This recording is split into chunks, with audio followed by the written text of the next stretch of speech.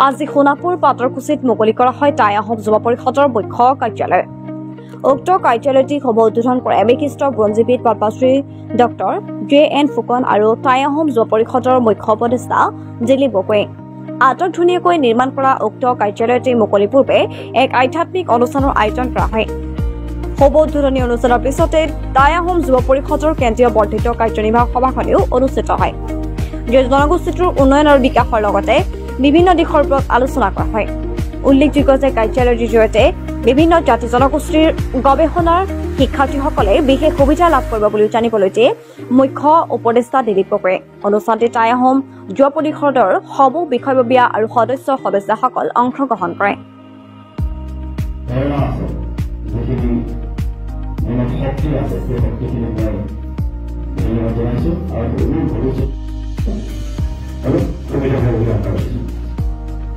এইখিনি কৰোঁ আৰু সকলো দূৰ দূৰণি ভিতৰৰ পৰা আমি যিখিনি কষ্ট কৰিলে যিখিনি আপোনালোকৰ শ্ৰদ্ধা পদ্মশ্ৰী ডক্টৰ যোগেন ফুকন ছাৰক আমি ধন্যবাদ জ্ঞাপন কৰিছোঁ। ডক্টৰ ৰমেশ বৰপাত্ৰ গোহাঁই ছাৰক আমি ধন্যবাদ জ্ঞাপন কৰিছোঁ।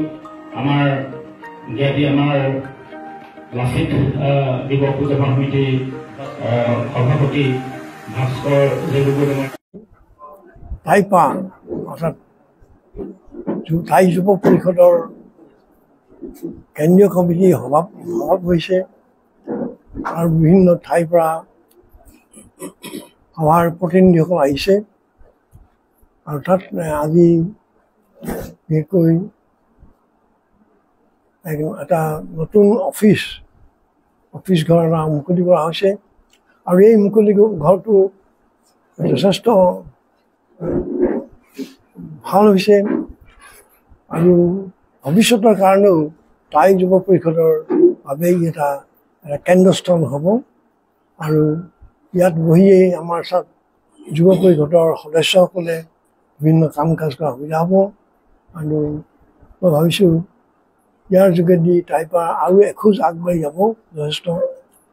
আজি মই ইয়াত থাকিবলৈ পাই আনন্দিত হৈছোঁ আৰু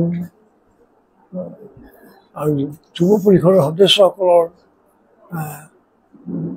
ধুনীয়া মুখ হাঁহি মুখ দেখি ভাল লাগিছে আৰু আশা ৰাখিছোঁ যে যুৱ পৰিষদে ভৱিষ্যতে যথেষ্ট কাম কৰিব পাৰিব, এইখিনি আশা কৰিলোঁ।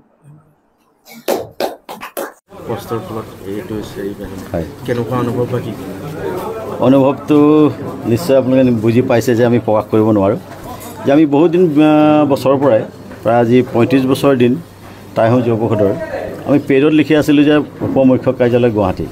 আমি জয়ানগৰ চুকাফা ভৱনটোকে আমি আমাৰ কাৰ্যালয় বুলি ব্যৱহাৰ কৰি আছিলোঁ। এতিয়া আমাৰ সুকীয়া এটা এড্ৰেছত সুকীয়া এটা ঠিকনা হ'ল যে টাই আহোম যুৱ পৰিষদৰ এটা নিশ্চয় অফিচ আছে, সেইটো সোণাপুৰতে আছে বৰ্তমান। গতিকে আমি এইটো কাৰণে আমি অসম চৰকাৰকো আমি ধন্যবাদ জ্ঞাপন কৰিছোঁ, যিহেতু অসম চৰকাৰৰ পৰা আমি এটা অনুদান পাইছোঁ আৰু আমি নিজাববীয়াকৈ যথেষ্ট পইচা খৰচ কৰিছোঁ। আমি সম্পূৰ্ণ এটা এড্ৰেছ নিৰ্মাণ কৰিবৰ কাৰণে এটাই ঠিক কৰিলোঁ যে গভৰ্ণমেণ্ট অফ ইণ্ডিয়াৰ পৰা যেতিয়া চিঠিবিলাক আহে বা গভৰ্ণমেণ্ট অফ আছামৰ পৰা চিঠিবিলাক আহে, অন্যান্য সংগঠনবিলাকৰ পৰা চিঠিবিলাক আহে, চিঠিবিলাক আমাৰ মানে বিশৃংখলা হৈ যায় যে আমি পাৰ্মানেণ্ট যেতিয়া এড্ৰেছ এটা থকা হ'ল, সেইটো কাৰণে আমাৰ যিমান যোগাযোগ ঠিকনা, এই ঠিকনাটো ইয়ালৈকে চিঠি পত্ৰ আহিব আৰু ইয়াৰ পৰাই আমি অসমৰ বিভিন্ন জাতি জনগোষ্ঠী ৰাজ্যৰ বা ভাৰতবৰ্ষৰ বিভিন্ন প্ৰান্তৰ যিবিলাক কাম থাকে আমি কৰিবলৈ আমি সক্ষম হ'ম। সেইটো কাৰণে আমি নিজকে গৌৰৱান্বিতও হৈছোঁ যে ইয়াত থকা মেলা ব্যৱস্থাও কৰি লৈছোঁ আৰু আমাৰ যিবিলাক স্কলাৰবিলাক আহিব, যিবিলাক মানে PhD কৰিবলৈ আহিব, যি জাতিয়ে নহওক তেওঁলোকক আমি এটা সুলভ মূল্যৰ থকা ব্যৱস্থা কৰাই দিম বুলি ভাবিছোঁ। আজি যিহেতু এইটো ল'লে আপোনালোকে মুখ্যতঃ কিবা এনেকুৱা ধৰণৰ ফোন লৈছে নেকি, ধৰি লওক নেক্সট ষ্টেপটো আমি এনেকৈ ধৰণৰ আগবাঢ়িম? আমি নিশ্চয় এইটো লৈছোঁৱেই যে মই আপোনাক কৈছোঁ যে গৱেষণাৰ কাৰণে বহুত শান্তিপ্ৰিয় এটা জেগা লাগে। আমি পাহাৰৰ কোণাত বিচাৰিছিলোঁ, পাহাৰৰ কোণাত আমি জেগা নোহোৱাৰ কাৰণে বৰ্তমান ইয়াতে লৈছোঁ। অদূৰ ভৱিষ্যতে আমি পাহাৰৰ কিনাৰলৈ পাওঁ অন্যান্য এটা খুব শান্তি মানে গছ গছনি থকা এটা জেগা পাওঁ, আমি তালৈকে ভৱিষ্যতে আগুৱাই যোৱাটো ভাবিছোঁ তেনেকৈ যাম বুলি।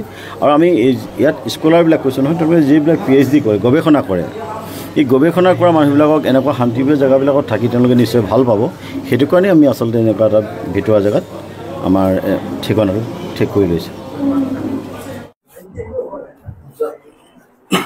আজি টাই আহোম যুৱ পৰিষদ অসম চমুকৈ টাইপাৰ গুৱাহাটী স্থিত কেন্দ্ৰীয় উপমুখ্য কাৰ্যালয় আজি উন্মোচন কৰা হৈছে আৰু এই কাৰ্যালয়টি শুভ উন্মোচন কৰিছে আমাৰ এজন বিশিষ্ট বুৰঞ্জীবিদ ডক্টৰ যোগেন ফুকন ছাৰে আৰু আজিৰ এই অনুষ্ঠানতে টাইপাৰ বিভিন্ন জিলাৰ কৰ্মকৰ্তাসকল উপস্থিত হৈছে আৰু এই উন্মোচনী অনুষ্ঠানৰ পাছতে আমাৰ কেন্দ্ৰীয় কাৰ্যনিৰ্বাহক সভা অনুষ্ঠিত হৈছে আৰু এই কেন্দ্ৰীয় কাৰ্যনিৰ্বাহক সভাত আমাৰ আগন্তুক যিসমূহ কাৰ্যসূচী এই কাৰ্যসূচীসমূহৰ সন্দৰ্ভত এটা বিস্তৃত আমাৰ আলোচনা কৰা হৈছে আৰু বিশেষকৈ যে যি কেন্দ্ৰীয় চৰকাৰে ইতিমধ্যে ঘোষণা কৰিছে যে যিটো জাতি গণনা প্ৰক্ৰিয়া এই জাতি গণনা প্ৰক্ৰিয়াত টাই আহোম জনগোষ্ঠীয়ে কি ধৰণে নিজকে পৰিচয় দিব কেনেধৰণে এই সেন্সাছত আমাৰ মানুহখিনি অংশগ্ৰহণ কৰিব এই কথাখিনি আজি গুৰুত্বপূৰ্ণ আলোচনা কৰা হৈছে আৰু পৰৱৰ্তী পৰ্যায়ত এই কথাখিনি লৈ আমি আমাৰ ৰাইজৰ ওচৰলৈ আমি যাম আমি বিভিন্ন সজাগতা আমি অনুষ্ঠানবিলাক আমি কৰিম আৰু লগতে আমাৰ যি দীৰ্ঘদিনীয়া দাবী টাই আহোমসকলৰ জনজাতিকৰণ আৰু স্বায়ত্তশাসন